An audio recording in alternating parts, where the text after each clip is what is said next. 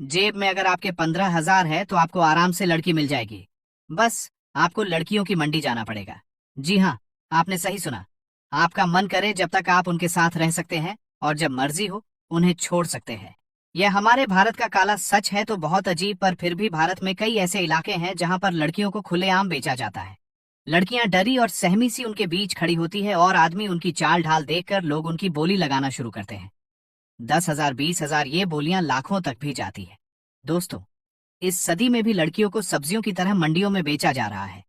पूरी दुनिया में जिस्म का धंधा आज भी फल फूल रहा है, जिसमें कि इस धंधे को देह व्यापार भी कहते हैं।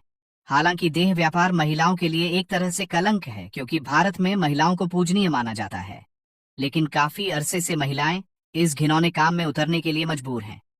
वैसे तो कानून की नजरों में वेश्यावृत्ति कानूनी तौर पर अवैध है, लेकिन यह कैसा कानून है, कैसी विडंबना है कि आज भी कई महिलाएं इस धंधे में उतरने के लिए मजबूर हैं। भारत में भी देह व्यापार का धंधा तेजी से फलता फूलता है। आज हम भारत के रेड लाइट एरिया के बारे में बात करेंगे, जो एशिया में नहीं बल्कि पूरी दुनिया में चर्चा में बनी रही है। वाराणसी शिवदासपुर दुनिया के प्राचीन शहरों में से वाराणसी एक है।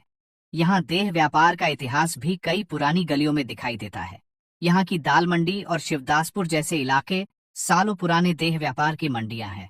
शिवदासपुर वाराणसी रेलवे स्टेशन से तकरीबन 3 किलोमीटर दूर स्थित इलाका यहाँ के रेड लाइट इलाके के रूप में फेमस है।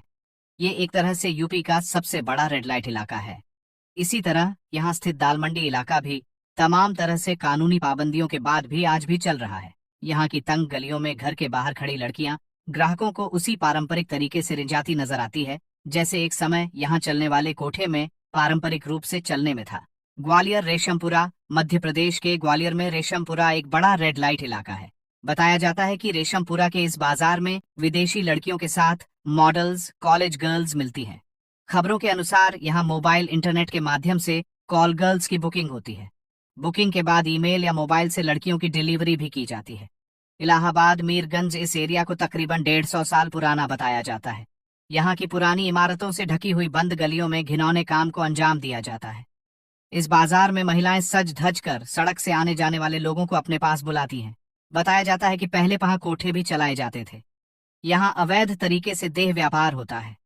मुंबई कमाठीपुरा, भारत की माया नगरी, फिल्मों और बिजनेस का शहर मुंबई का एक इलाका कमाठीपुरा दुनिया का सबसे बड़ा रेड लाइट एरिया माना जाता है। बताया जाता है कि यह एशिया का सबसे पुराना रेड लाइट एरिया है। इस इलाके में निर्माण क्षेत्र में काम करने वाली आंध्रा महिलाओं ने यहाँ देह व्यापार का धंधा शुरू किया था।